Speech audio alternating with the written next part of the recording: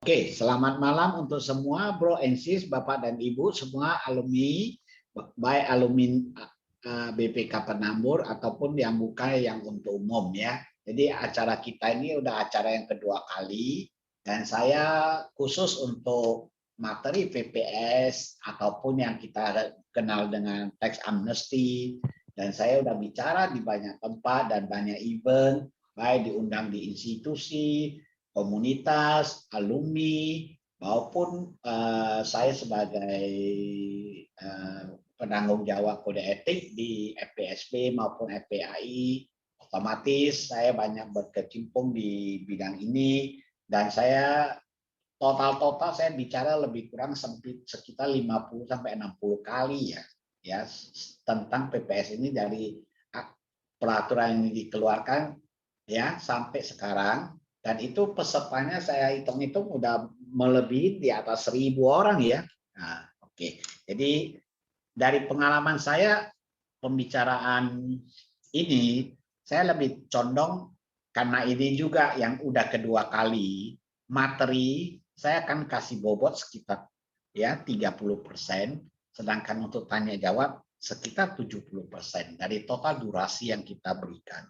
Karena apa? Dari pengalaman saya yang banyak habis acara kemarin ya, Alpenindo yang pertama sampai hari ini ya, masih ada yang chat dengan saya ataupun chat dengan saya supaya DM ke saya tanya-tanya tanya tentang PPS ini. Jadi saya lihat saya akan bobotin 30% di materi dan 70% di tanya jawab ya. Kalau memang ada nanti tolong dicek di moderator akan membantu kita. Oke, saya akan percepat materi. Kemudian dari paparan kemarin saya melihat ada sedikit tambahan materi, khususnya hasil dari PPS itu, dan ada orang lihat PPS itu binatangnya kayak apa ya. Nah, nanti kalau ada kesempatan saya coba tampilkan formnya kayak gimana, hasil jadinya, dan escape-nya gimana. Ya, produknya, produk PPS itu kayak gimana. Oke, saya akan cepat ya di materi. Oke, lanjut tolong lanjut slide-nya, kita ke materi. Ya. Oke. Jadi PPS ini saya akan cepat ya, materi pertama, dan semua materi nanti akan di-share sama panitia ya, PPS. Jadi PPS ini berlaku dari 1 Januari sampai 30 Juni.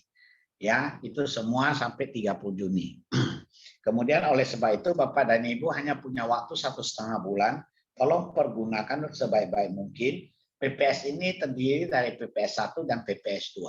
PPS 1 ini adalah khusus untuk alumni yang sudah pernah mengikuti tax amnesty. Jadi boleh mengikuti PPS 1. Tentu kalau Anda bekas alumni tentu dapat fasilitas di tingkat uang tebusannya lebih murah. Sedangkan PPS 2 khusus orang yang belum pernah sama sekali. Ya, jadi itu tentu uang tebusannya nanti jatuh lebih mahal. Oleh sebab itu nanti di belakang kita akan lihat kondisinya. Ya, kebijakan 1 dan kebijakan 2. Konsep PPS Anda harus ngerti dulu. Konsep PPS, kalau konsep SPT adalah konsepnya adalah basisnya adalah penghasilan, sedangkan konsep untuk PPS basisnya adalah harta. Jadi oleh sebab itu harta yang mau diungkap, harta yang belum diungkapkan atau yang tercecer istilahnya, atau kelupaan ya. Oleh sebab itu Bapak dan Ibu segera melaporkan apa yang belum Anda laporkan selama itu di SPT. Dari tahun 2020 turun ke bawah itu Anda laporkan, Anda deklarasikan, ataupun Anda dengan sukarela mengungkapkan ya. Oke, lanjut slide-nya. Nah, kita masuk ke denda. Denda ataupun menemukan harta, cut off-nya gimana? Lanjut slide-nya. Ya, slide-nya kalau untuk PPS 1 itu mulainya dari 2015 ya, turun ke bawah. Jadi 2015 harta-harta, coba slide-nya dilanjutin supaya kita lanjut supaya sesuai dengan ngomongan saya. PPS PPS 1 itu adalah pengungkapan harta. Pengungkapan harta ya dari 2015 turun ke bawah yang belum diungkap ya. Kemudian kalau yang PPS 2 yang sudah dari 2020 ya, dari 2020 turun sampai 2016 ya. Dari 2020 turun ke 2016. Oke, lanjut slide-nya. Ya, nanti slide-nya dibaca aja karena kita ini udah yang kedua kali, saya rasa materinya saya akan bobotin yang dari kondisinya tanya jawab lebih banyak. Oke, lanjut slide-nya. Lanjut lagi. Kebijakan 1, kebijakan 2. Lanjut lagi, Bu. Ya, ini mengenai harta-harta. Jadi basis kita adalah harta. PPS itu basis kita harta, harta yang belum diungkap, ya, harta yang belum diungkap. Oke, lanjut. Lanjut slide-nya yang untuk kebijakan 2 sama 2016. Ya. Oke. Itu adalah materinya ya, e-form. Kalau Anda mau ikut PPS nanti dari e-form. Harus download dulu e-form, PIN-nya, kemudian dari sana kalau Anda coba kalau mau ikut PPS itu Anda harus cantumkan Anda udah pernah ikut TA atau tidak. Kalau ada TA bisa ikut kebijakan 1. Dan kalau belum ikut TA berarti ikut kebijakan 2. Jadi di e-form itu ada Anda ketahuan pernah ikut atau tidak ikut TA nanti bisa terdeteksi di sana. Jadi Anda kalau nggak pernah ikut TA, coba-coba mau ikut TA kebijakan 1 itu tidak akan dilayani karena di sistemnya cukup lumayan bagus ya. DJP cukup lumayan bagus. Oke, lanjut.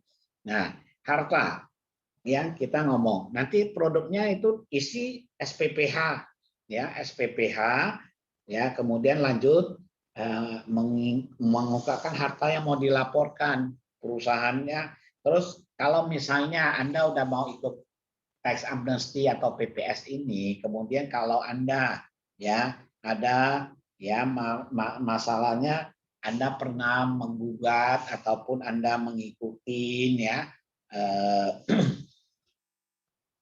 pencabutan ataupun Anda bisa pengakuan atas harta ya yang tidak benar, itu SPPH-nya atau SK-nya juga bisa dicabut juga. Itu ketentuan-ketentuan konsekuensinya, SPPH-nya pencabutannya. Ya, itu ada kriterianya, ada A sampai F. Nanti Bapak bisa baca ya. Kemudian lanjutin lagi kelengkapan SPPH. Lanjut slide-nya. Nah, ini kelengkapannya. SPPH induk, terus daftar rincian isinya apa? Diisi harta apa Anda yang mau diikuti. Terus ada hutang. Kalau Anda punya harta, ada hutang. Hutang itu sebagai pengurang harta. Ya. Terus ada pernyataan kalau Anda yang menyatakan bahwa dia mau repatriasi. Karena kalau Anda mau repatriasi harus buat surat pernyataannya. Itu nanti formnya disiapin, Anda harus buat pernyataan sehingga nanti bisa ketahuan bahwa suatu waktu pernyataan Anda itu tidak dilaksanakan kewajiban Anda, maka Anda akan kena penaltinya. Oke? Jadi bisa aja kena hukumannya. Kalau Anda janji mau repatriasi tapi tidak dilakukan. Karena repatriasi itu uang tebusannya lebih murah, sehingga nanti kalau Anda lalai atau ihlaf ataupun kelupaan itu kena denda. Ya, oke. Kemudian nilainya perhitungnya, ya. Gimana Pak? Interupsi sebentar. Interupsi ya. sedikit aja. Ya, ini pesertanya Pak, walaupun ini yang kedua, banyak juga peserta yang baru ikut Pak. Oh, itu ada juga ya. Informasi ke Pak. Oke, ya. Kalau begitu nanti coba saya pelan kalau misalnya yang baru ikut supaya juga bisa ikutin ya. Oke, kemudian tarif ya, tarif. Oke, tarif ya. Lanjut slide-nya, tarif. Tarif ya. Oke, tarifnya itu ada tarif kali nilai harta bersihnya. Jadi kalau misalnya harta yang mau kita ungkapkan itu 100 juta, kena tarifnya berapa persen, tinggal dikalikan aja. Ya, kalau misalnya kita contoh Contoh ya, saya langsung ke case aja. Contoh kita ada beli properti, tapi masih cicil, hutang. Hutang itu bisa hutang cicilan ke developer atau hutang itu bisa ke KPR bank. Jadi harta yang kita cantumin kalau contoh kita beli properti ya 1 miliar contoh ya, propertinya 1 miliar. Kemudian kita bayar DP-nya 200 juta. Kemudian ada sisa hutangnya 800 juta atau KPR-nya 800 juta. Berarti di uang tebusannya berapa? Berarti 1 M ya dikurang hutang 800, berarti sisanya harta bersihnya adalah 200. 200 itulah yang dikalikan tarif ya. Jadi Bapak dan Ibu jangan lupa hutang itu sebagai pengurang kalau ada tebusannya. Uang tebusannya bisa lebih murah. Jadi Bapak dan Ibu jangan sungkan hutang itu nggak diungkap. Nah, coba hati-hati. Kalau harta kita 1 M, hutang 800, berarti uang tebusannya 200. Tetapi kalau Anda menyatakan bahwa Anda beli properti 1 M, kemudian ada cicilan, Anda nggak sebutin utangnya, Anda bayar 1 M, berarti uang tebusannya jadi mahal kan tentu. Jadi oleh sebab itu hutang boleh sebagai pengurang. Oke, jelas ya sampai di situ. Kemudian pedoman nilai harta kebijakan 1. Nah, slide-nya lanjut. Oke, jadi di dalam harta itu nilai nominal itu kas setara kas itu adalah sejumlah nilai yang ada di PPS itu adalah kas setara kas. Kalau harta itu basisnya apa? NJOP ya atau AJB. Kalau dulu kan harga wajar katanya ya, jadi tidak jelas. Sekarang semenjak ada pengalaman begitu, pemerintah menunjukkan NJOP atau AJB sebagai acuan, sebagai nilai aset yang akan dideklarasikan. Kemudian kalau ada kita deklarasikan emas, dulu orang suka ngomong emas, harganya patokannya apa? Saya ngomong saya pakai harga emas sekian, beda dengan si A, si B, si C. Sekarang tidak bisa pakai angka harga emas. Kalau Anda kebijakan 1, berarti harga emasnya adalah acuannya per 31 Desember 2015. Kalau Anda PPS kebijakan 2, berarti tanggal 31 Desember 2020. Itu acuannya. Kemudian kalau ada harga saham, waran, itu melalui nilai nilai yang dipublikasikan di Bursa Efek. Kemudian kalau ada harga SBN atau gimana, itu dari jasa penilai. Di luar dari itu, kalau ada aset yang Anda deklarasikan, Anda declare atau Anda akuin yang di luar kebijakan, di mana penentuan harganya itu berdasarkan jasa penilai KJPP atau kita sebut boleh dikatakan boleh ke kantor jasa penilai publik ya, jasa penilai publik. Di sana nanti di appraisal.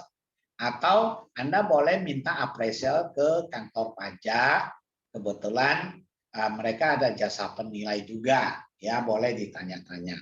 Di luar yang standar ya, di luar yang NJOP, ya di luar kas, setara kas, harga sesuai dengan nilai par, ya.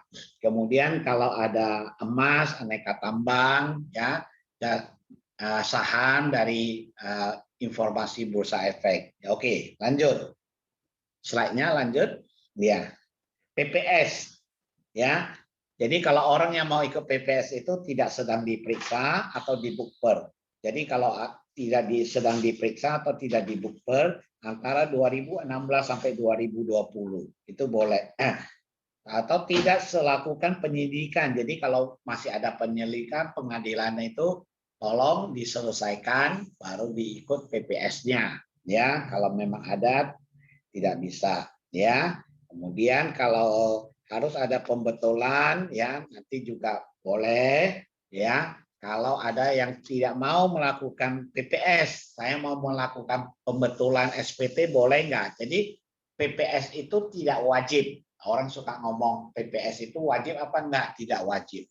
Boleh Pak, boleh nggak saya melakukan pembetulan? Boleh, tetapi harus hati-hati. Kalau Anda mau melakukan pembetulan, secara cash flow Anda cocok nggak?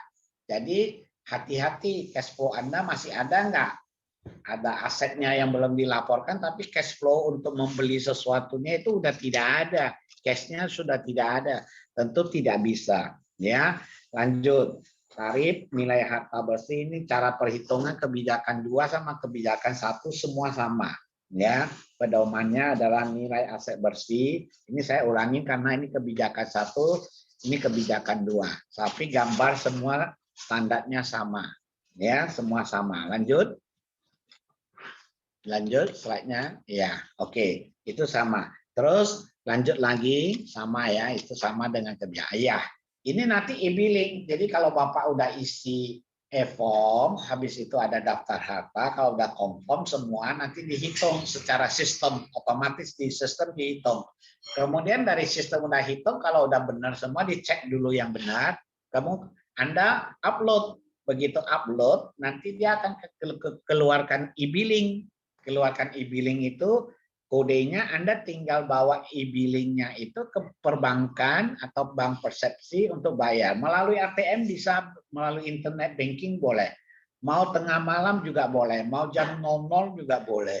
Ya, jadi ini sangat luar biasa. DJP sudah mengantisipasi semua online. Cuma step-nya itu ada sampai 4 kali step. Step pertama Anda buka, Anda dikasih kode verifikasi, e-form, terus kode e-billing, udah oke. Nanti Anda bayar, upload lagi, nanti baru keluar SK. Jadi 4 step, ya. Nah, kemudian nanti program lanjut, ya itu kode billingnya itu otomatis. Kita nggak bekerja, itu otomatis, ya. Lanjut, ini adalah pembetulan dan pembatalan SK. Bisa nggak dibetulin? Bisa nggak dibatalin? Bisa aja.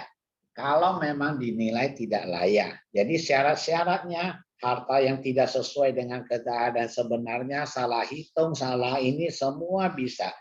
Pembatalannya bisa nggak di sepihak dari kantor pajak? Bisa, kalau Anda tidak hati-hati. Contohnya tidak hati-hatinya begini, contoh dalam bulan 6, 7, 8 sampai bulan 11 sampai bulan Desember 2021 itu banyak yang dapat yang namanya surat cinta SP2DK. Nah, di sana udah dijelasin Anda mempunyai AEOI, ada saldo bank sekian-sekian. Ternyata Anda nanti ikut PPS, Anda nggak ngomong, saya nggak mau angka uang itu. Anda nggak ngakuin. Nah, itu ada dispute. Bisa nggak Anda akuin lebih kecil? Bisa aja diungkapkan. Nanti kalau ada pemeriksaan atau gimana, Anda pasti kena denda lagi. Jadi 2 kali kerja. Jadi oleh sebab itu, bagi yang sudah dapat surat cinta SP2DK maupun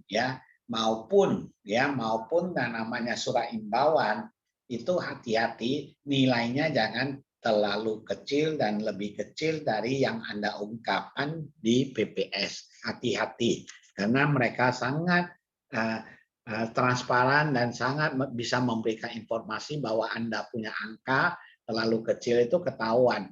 Ya, oke. Kemudian bagi yang mau repatriasi itu ada jangka waktu tertentu. Oke, lanjut slide-nya.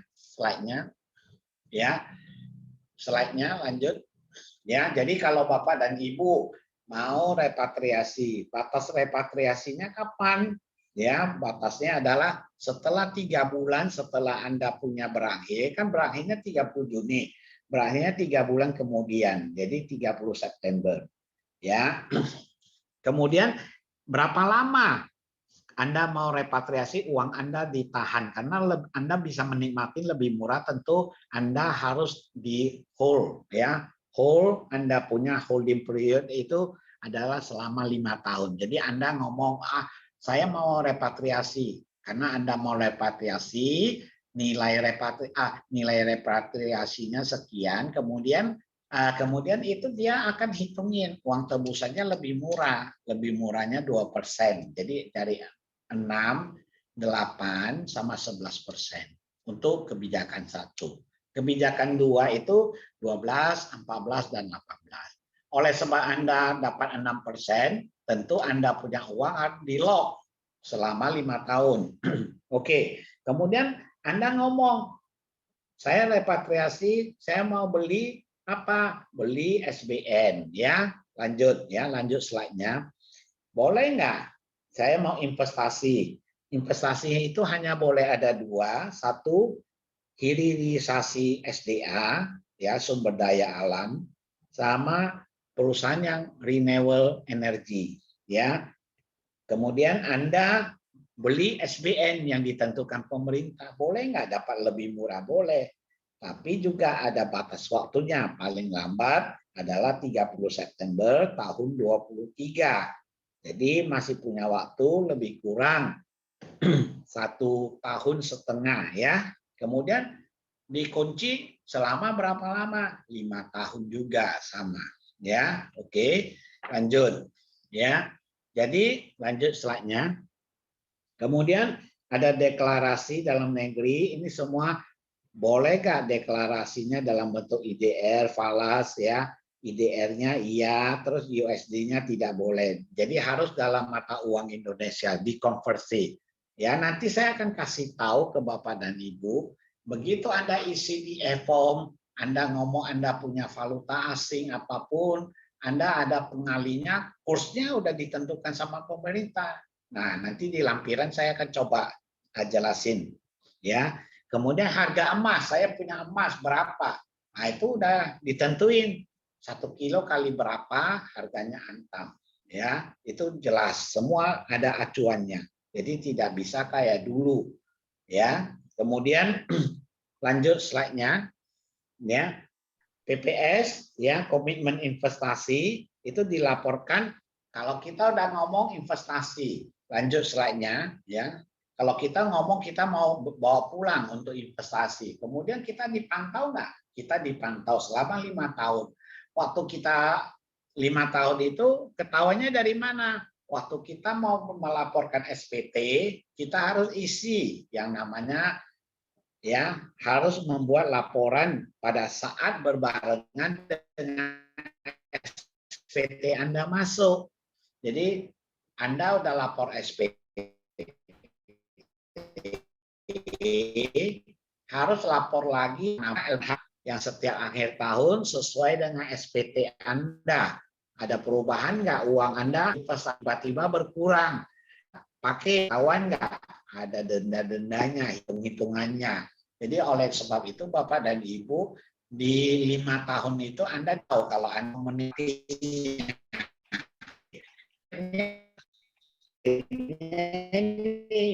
kalau ada dalam negeri itu ya 11. Jadi Pak Edwan, saya nggak mau dikekang 5 tahun. Terus saya bayarnya berapa?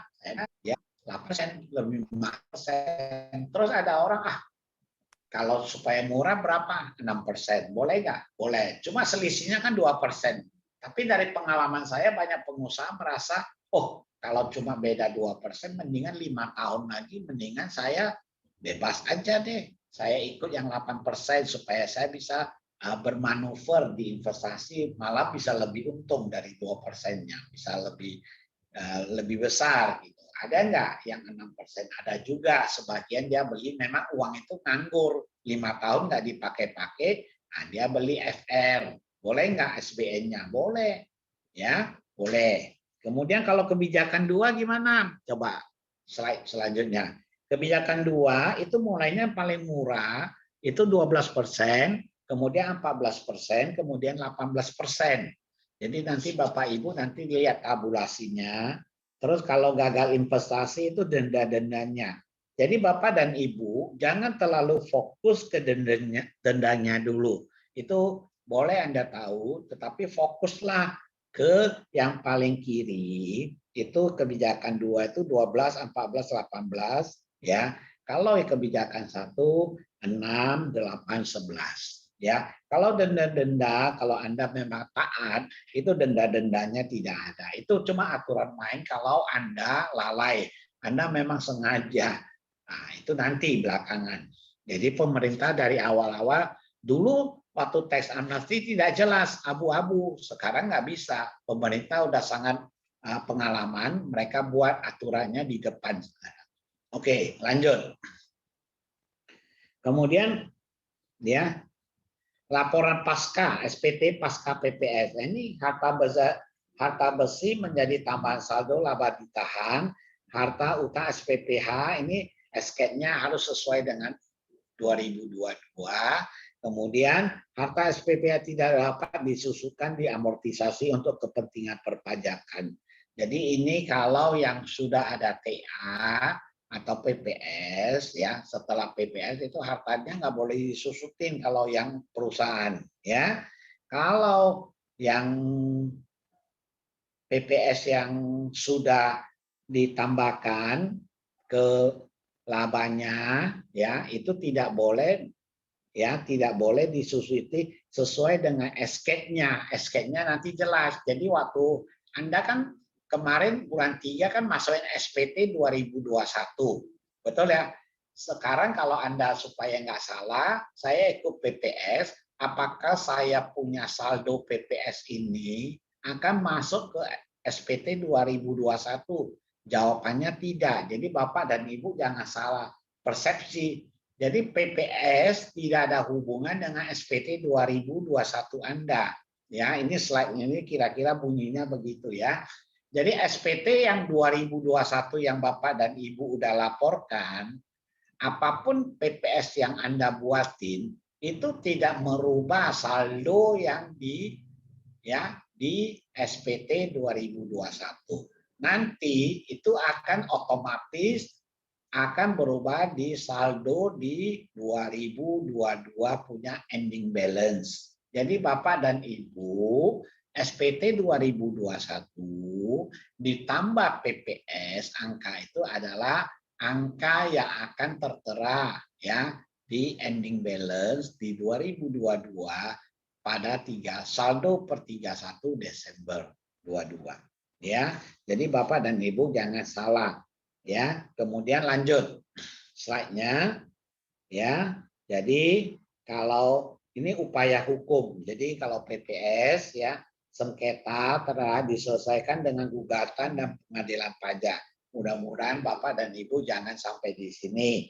Kalau memang ada perbedaan, terus ada perbedaan ungkapan kebijakan 1, kebijakan 2 dan gagal repatriasi itu semua dilakukan melalui undang-undang tadi, denda-dendanya semua yang tadi yang sebelah kanan ya, tarik-tariknya sudah ada tertulis ya. Oke, ini tambahan yang di slide pertama yang Anda ikut yang pertama. Lanjut slide-nya ya. Di slide ini saya tambahin berapa ini. Oke, lanjut Bu ya. Ini slide ini yang di seminar pertama ini tidak ada. Waktu Anda mau PPS kan ini harus diisi dengan baik dan benar. Bapak dan Ibu perhatiin kode-kode ini jangan sampai salah. Kalau kode-kode ini salah, nanti bisa menjerumuskan Bapak dan Ibu. Ya, jadi kode-kode ini perhatiin baik-baik, ikutin aturannya. Jangan sampai salah. Contoh yang saya ngomong, kita beli properti. Properti itu kalau Anda isinya salah, bisa dideteksi sama DJP karena dia bisa tahu bahwa Anda tulisnya salah. Dari mana? Contoh, Anda punya tanah dan bangunan untuk usaha dengan tempat tinggal tentu berbeda. Kalau tempat tinggal nanti kalau lebih dari satu berarti kesimpulannya kantor pajak ngomong rumah tempat tinggal Anda lebih dari satu kemungkinan Anda punya penghasilan. Penghasilan dari mana? Sewa. Kenapa nggak dilaporkan di SPT-nya? Dari sana dia tahu. Kemudian dari tempat usaha, tanah dan bangunan untuk tempat usaha. Oh, ada usahanya ya. Contohnya ada penghasilan UMKM-nya enggak ya? Terus usahanya apa ya? Nah, ini bisa ketahuan juga dari situ. Kemudian tanah dan lahan untuk usaha. Nah, berarti contohnya tanah dan lahan, tanah kosong tidak ada bangunan. Contoh perkebunan, berarti sawit contoh ya, yang di daerah Pekanbaru, daerah Kalimantan, ya itu banyak ya. Kemudian contoh lagi Anda punya saham ya. Saham 031 yang sebelah kiri ya, sebelah kiri itu 031. Saham itu dibagi dua, saham yang dibeli untuk dijual kembali. Itu saham apa? Orang suka nanya, Pak itu saham apa? Itu saham-saham yang Anda transaksikan di bursa. Ya, saham bursa. Terus saham 032 di bawahnya. Cukup saham aja. Itu saham apa? Saham PT Anda. Saham non bursa, saham non bursa. Saham-saham apa? Saham Anda didirikan perusahaan PT XYZ, PT Anda. Nah, itu namanya saham. Jadi Bapak dan Ibu, namanya itu salah, kategorinya salah, atau selama ini tidak tahu, hati-hati isinya. Ya. Kemudian kode hutang, lanjut. Nanti saya akan bahas sedikit ya, kode hutang. Lanjut. Lanjut slide-nya. Nah, ini kode hutang. Bagi Bapak dan Ibu, kalau KPR itu masuk mana? Ya. Kemudian hutang afiliasi itu apa? Kalau Anda punya usaha hutang afiliasi PT. Nah, PT yang Anda pinjam uang itu hutang afiliasi. Hutang lainnya kalau yang di luar dari poin 1, 2, dan 3 itu masuk ke hutang lainnya. Jadi kalau hutang bank nomor 101, kartu kredit 102, hutang afiliasi kalau hutang ke anak usaha kita, PT kita, dan lain-lain. Kemudian hutang lainnya adalah yang tidak terdeteksi, yang tidak jelas. Anda bisa boleh buang di sini. Ya, kira-kira ini daftar hutang yang kode harta dan kode hutangnya tolong diperhatikan dengan baik dan benar. Ini saya tambahin sedikit. Kemudian slide-nya sampai di sini ya. Kita akan coba masuk ke tanya jawab.